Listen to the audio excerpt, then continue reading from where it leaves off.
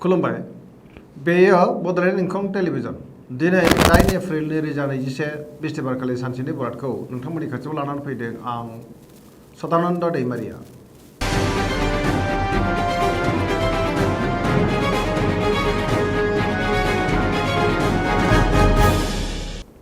सिगां फरायनो लादों मेष राशि। दिनैनि साना जोबोर मोजां। मावनो लानाय खामानिखौ दिनै गोरलैयैनो मावफुंनो हानानै गोसोखौ जोबोर गोजोननाय मोनगोन। गोसोनि साननायफोरा जाफुंसारगोन। देहाया दिनै मोजाङै थागोन। अब्लाबो जानाय लोंनायाव सांग्रां जानाया गाहाम। बहानिफ्रायबा मोजां खौरां मोनगोन। रांखावरियाव दिनै जोबोर मोजां होनजायो। मोननो गोनांफोरखौ दिनै मोननो हागोन। बेफार फालांगियाव जोबोर मोजां मुलाम्फा मोनगोन। सोरबा लोगोनि हेफाजाब मोनगोन। न'खराव अननानै फैगोन। गुबुननि गोसोखौ दिनै गोरलैयैनो बोनो हागोन। गोसोनि बोलोआ बांगोन। समाजाव दिनै गोबां मान मोननो हागोन। लाइमोनफोरा गोसोखौ जोबोर रमान्टिक मोनगोन। मोनफ्रोमबो बिथिङावनो मोजां फिथाइ मोननो हागोन। फरायसाफ्रा फरायनायाव गोसो दुंखांगोन आरो मोजां फिथाइ मोननो हागोन। सरासनस्रायै दिनैनि साना जोबोर मोजां आरो मोजाङैनो बारग'लांगोन।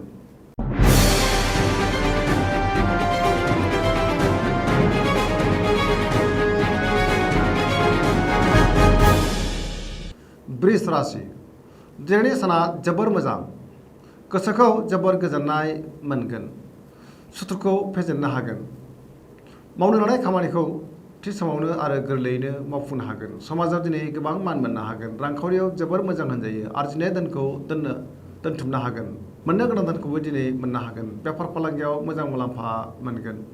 न'खराव बिसि फिसायनि गेजेराव अननानै फैगोन। बिदा फंबायजों मोजां सोमोन्दो थागोन। गुबुननि हेफाजाब मोननो हागोन। दिनै जायखि खामानि मावाबानो खामानिफोरखौ गोरलैयैनो मावफुंनो हागोन। लोगोफोरनि अनसायनाय मोनगोन। गोसोनि बोलोआ बांगोन। लाइमोनफोरनि गोसोआ दिनै जोबोर रमान्टिक जागोन।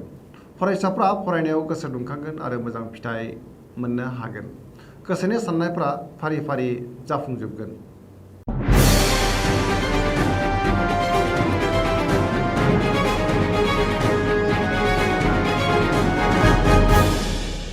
मिथुन राशि। दिनैनि साना जोबोर मोजां। गुबुनजों बाख्नाय जानानै दिनै गोसोखौ जोबोर गोजोननाय मोनगोन। देहाया दिनै मोजाङै थागोन। रांखावरियाव जोबोर मोजां होनजायो। आरजिनाय धोनखौ दोनथुमनो हागोन। बेफार फालांगियाव जोबोर मोजां मुलाम्फा मोनगोन। न'खराव अननानै फैगोन। समाजाव गोबां मान मोननो हागोन। गोसोनि बोलोआ बांगोन। मावनो लानाय खामानिखौ थि समावनो आरो गोरलैयैनो मावफुंनो हागोन। गुबुननि हेफाजाब मोनगोन।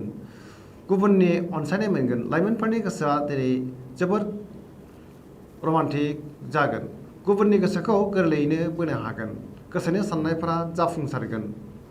सरासनस्रायै दिनैनि साना जोबोर मोजां आरो मोजाङैनो बारग'लांगोन।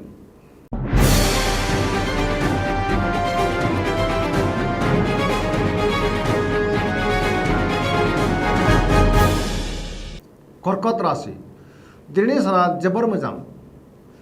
गोसोखौ जोबोर गोजोननाय मोनगोन। गोसोआव मोजां साननाय फैगोन। पजिटिभ एनार्जिनि गोहोम गोग्लैगोन। रांखावरियाव जोबोर मोजां। बेफार फालांगियावबो मोजां मुलाम्फा मोनगोन। अब्लाबो खरसाया नाथाय बांगोन। देहाया दिनै मोजाङै थागोन। नाथाय जानाय लोंनायाव सांग्रां जानायनि गोनांथि दङ। समाजाव गोबां मान मोननो हागोन। फरायसाफ्रा फरायनायाव गोसो दुंखांगोन।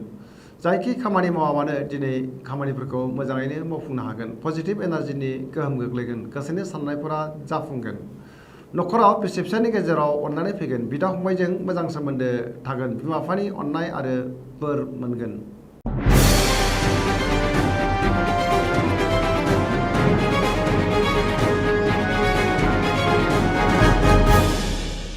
सिंह राशि। दिनैनि साना जोबोर मोजां। गोसोखौ जोबोर गोजोननाय मोनगोन। मावनो लानाय खामानिखौ थि समावनो आरो गोरलैयैनो मावफुंनो हागोन। सोरबा गोजाम लोगोनिफ्राय मोजां खौरां मोनगोन। रांखावरियाव जोबोर मोजां होनजायो। आरजिनाय धोनखौ दोनथुमनो हागोन। बेफार फालांगियाव मोजां मुलाम्फा मोननो हागोन। गोसोनि साननायखौ गुबुननो फोरमायनो हागोन। गोबां मुंदांखा सुबुंजों लोगो मोनलायगोन। न'खराव अननानै फैगोन। समाजाव दिनै मान मोनगोन। देहाया दिनै मोजाङै थागोन। अब्लाबो जानाय लोंनायाव सांग्रां जानायनि गोनांथि दङ। लोगोफोरनि हेफाजाब आरो अनसायनाय मोनगोन। फरायसाफ्रा फरायनायाव गोसो दुंखांगोन आरो मोजां फिथाइ मोननो हागोन।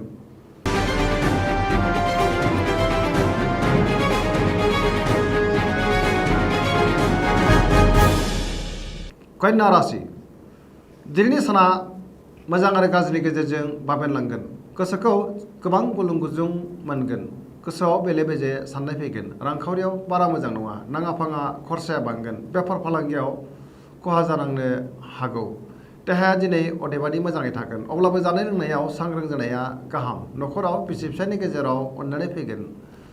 गुबुननि हेफाजाब मोनगोन। बिमा बिफानि अननाय आरो बोर मोनगोन। गोबां खामानियाव मुखुब थागोन। समाजाव मान मोननो हागोन। गुबुननि गोसोखौ बोनोबो हागोन। माबा मोनसे बेसेन गोसा मुवा गोमाजानांनो हागौ। सांग्रां जानाया गाहाम। सोरबा लोगोआ गाज्रि नोजोर होखोमागोन। सांग्रां जानायनि गोनांथि दङ।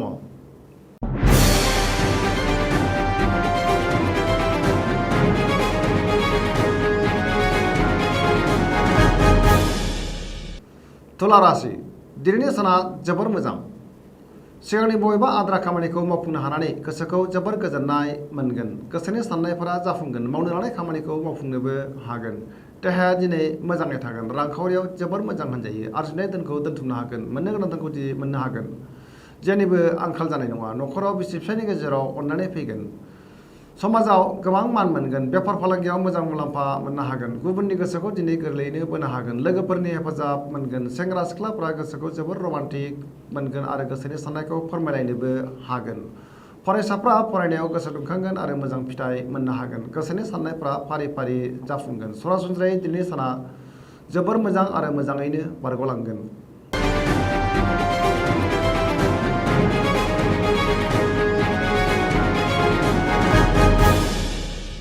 वृश्चिक राशि दिनैनि साना जोबोर मोजां।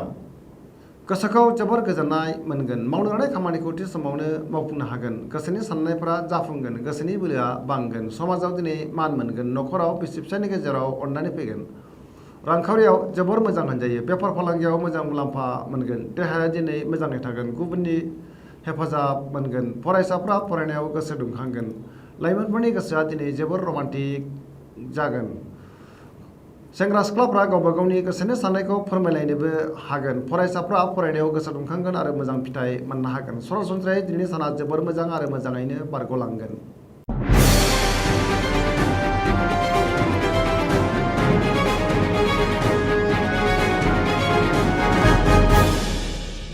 धनु राशि दिनैनि साना जोबोर मोजां। गोसोखौ जोबोर गोजोननाय मोनगोन। गोग्गो आरो गोथों साननो रोंगोन। मावनो लानाय खामानिखौ थि समावनो मावफुंनो हागोन। गोसोनि साननायफोरा जाफुंगोन। रांखावरियाव जोबोर मोजां होनजायो। मोननो गोनां धोनखौ दिनै मोननो हागोन। आरजिनाय धोनखौ दोनथुमनो हागोन। बेफार फालांगियाव मोजां मुलाम्फा मोननो हागोन। समाजाव गोबां मान मोनगोन। देहाया दिनै मोजाङै थागोन। अब्लाबो नाथाय जानाय लोंनायाव सांग्रां जानाया गाहाम। न'खराव बिसि फिसायनि गेजेराव अननानै फैगोन। बिदा फंबायनि हेफाजाब मोनगोन। बिमा बिफानि अननाय आरो बोर मोनगोन। लाइमोनफोरनि गोसोआ दिनै जोबोर रमान्टिक जागोन आरो गावबा गावनि गोसोनि साननायखौ गुबुननो फोरमायलायनोबो हागोन।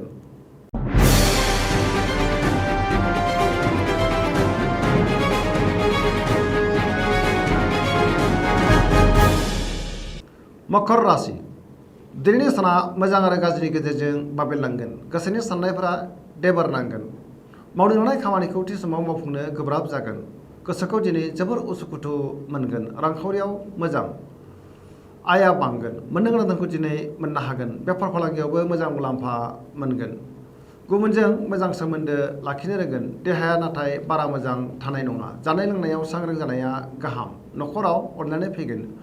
बिमा बिफानि अननाय आरो बोर मोनगोन। बिदा फंबायनि हेफाजाब मोनगोन। सेंग्रा सिख्लाफ्रा दिनै गावबा गावनि गोसोनि साननायखौ फोरमायलायनो हागोन आरो गोसोआ जोबोर रमान्टिकबो जागोन।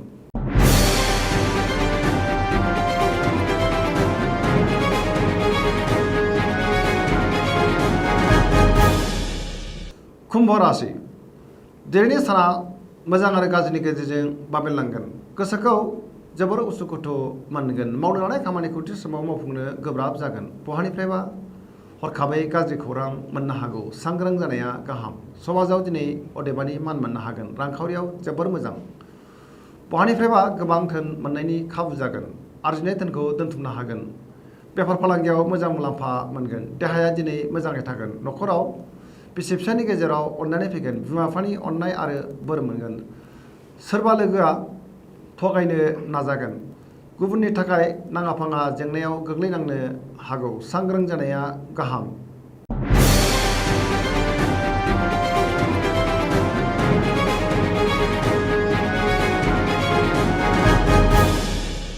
मीन राशि दिनैनि साना जोबोर मोजां समाजाव गोबां मान मोनगोन बयजोंबो अनजागोन गोसोआव मोजां साननाय फैगोन गोसोनि बोलोआ बांगोन देहाया दिनै मोजाङै थागोन रांखावरियाव जोबोर मोजां बेफार फालांगियाव जोबोर मोजां मुलाम्फा मोनगोन न'खराव बिसि फिसायनि गेजेराव अनलायनाय फैगोन सेंग्रा सिख्लाफ्रा गावबा गावनि गोसोनि साननायखौ फोरमायलायनो हागोन आरो गोसोआ जोबोर रमान्टिक जागोन फरायसाफ्रा फरायनायाव गोसो दुंखांगोन आरो मोजां फिथाइ मोननो हागोन सरासनस्रायै दिनैनि साना जोबोर मोजां आरो मोजाङैनो बारग'लांगोन